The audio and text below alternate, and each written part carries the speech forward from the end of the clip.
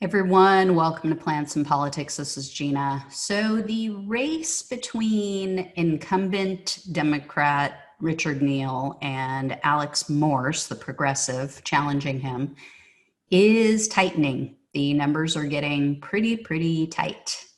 So Neal at one point had a sizable lead on Morse, and it was looking like there was no way Morse could pull it off, but yeah, it's getting pretty close, and it's showing because Neal is getting nervous and desperate.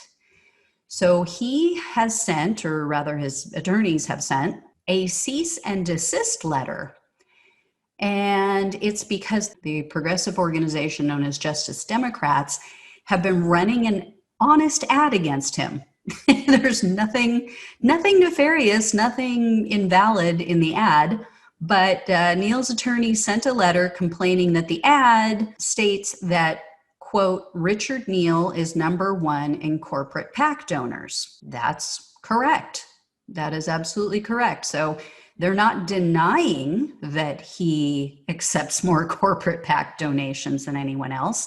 I'll get to what it is that they're taking issue with in just a minute. But, a Sludge news outlet reported the Center for Responsive Politics determined that Richard Neal has received $1,970,393 from corporate and business PACs in this cycle alone.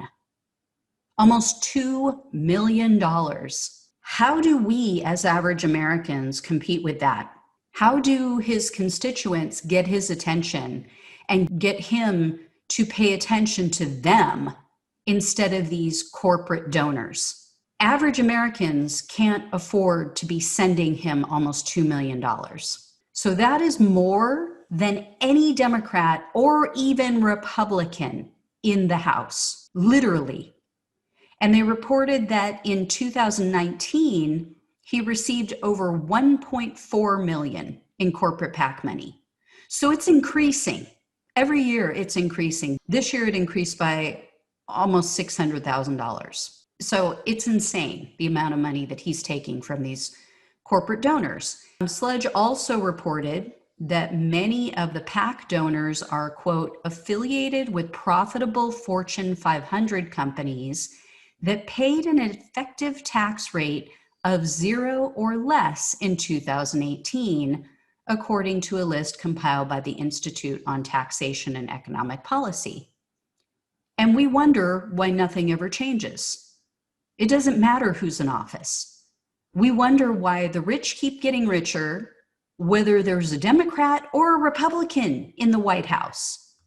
As long as we have corporate-owned candidates in the House and in the Senate, it literally doesn't matter whether they have a D or an R behind their name. Nothing is going to change in this country, and we, the people, are going to get the short end of the stick every single time. So here's what his attorneys and Richard Neal actually object to. They claim that the ad insinuates that Neal is violating campaign finance laws, laws that prohibit candidates from taking donations directly from corporations. But the image that shows on the screen while they're saying this, it explicitly states, quote, Richard Neal is number one in corporate PAC donations. They don't say he's getting it from corporations, which would be illegal. It says corporate PAC donations. And his attorneys also hinted at legal action against networks that run the ad. So they stated in the letter, quote, you enjoy no immunity from liability for its false claims and are fully responsible for the defamation and any other torts that might result from their dissemination. Really?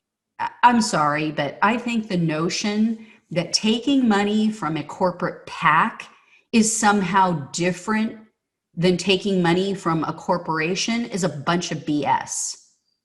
It is a distinction without a difference. Okay, yeah, it's employees of that corporation who are donating to the PAC. and there's different allowed amounts, and it's not coming from certain funds from the corporation. But make no mistake, it's still coming from people who work at or run those corporations.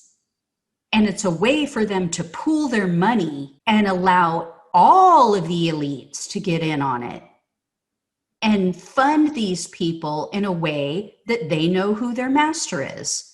So I'm so grateful for Justice Democrats and how they're exposing these corrupt corporatists on both sides of the aisle. Because for far too long, lawmakers like Neal have taken money from insurance companies and then blocked Medicare for all. Or they've blocked bills to end surprise medical billing like he just recently did. And we wonder why. And now he's lying about it. He's out there literally lying, trying to gaslight the American public, saying that he is the only one with a legitimate bill to end surprise medical billing. And so for anyone who doesn't know what that term means, surprise medical billing is when you maybe have an accident or you fall unconscious and you're, taken somewhere without your knowledge. You may be treated at a hospital that is not in network with your insurance company, or by physicians or surgeons or an anesthesiologist that is not within your network with your insurance company. And so you end up with these massive, huge bills because there's no set, previously contracted, agreed upon amount that you would owe. And it doesn't fall necessarily under your standard deductibles and copays according to your insurance company contract. So you end up with these huge bills that you weren't expecting. This is why we have medical bankruptcy in this country. And he blocked it. He was the only Democrat to block it, to block the bill that came up that would have ended that practice. Why? Because he is paying his donors back. Because he takes a lot of money from insurance companies. I know Blue Shield is one of them. And for far too long, people like Neal, lawmakers like Neal, have taken massive amounts of money from companies like AT&T and Facebook, who I know for sure are two of his donors. And then they refuse to enforce antitrust laws.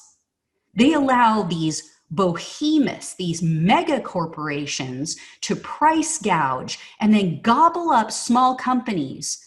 It leaves us with monopolies where we have literally no choice and no freedom to choose with whom we do business. Where are we going to go? If they're the only game in town, what do? Neal and others like him, they take in hordes of cash from the military-industrial complex. He takes money. One of his top donors is Lockheed Martin. But then we wonder why Democrats like him, like Richie Neal and Pelosi and other corporate Democrats, approve a military budget that Trump is asking for. Not only do they approve it, they give him more money than what he's requesting. Seriously? The answers are staring us right in the face. If we really want to stop this, if we really want to take back control of the country and pry it out of the hands of these corporate, elitist, backstabbing, establishment hypocrites and people who pretend to be the resistance when in reality they're just the assistants, then people like Neal need to go. So I am praying that Alex Morse is elected. And, there's still that outstanding issue that I've reported on here about the political hit job against Alex Morse. And I still find it unbelievable. I will never believe that Richie Neal had no knowledge about it. Whether he took part in it or not, I don't know. There's no evidence to say that he did, but there is no way, being that some of his top employees knew about this in advance, knew about that hit job on Alex Morse and how they were going to try to not just undermine his campaign, but to destroy his entire career and destroy his credibility overall. And again, I will never, ever accept that Richard Neal knew nothing about it in advance. So as always, guys, like, share, subscribe. I will talk to you soon. Take care. Thanks for listening to Plants and Politics. The only way we can take our country and power back is to spread the truth and build an army. So remember to like, follow, subscribe, and share on Facebook, YouTube, and wherever you listen to your podcasts. Thanks again.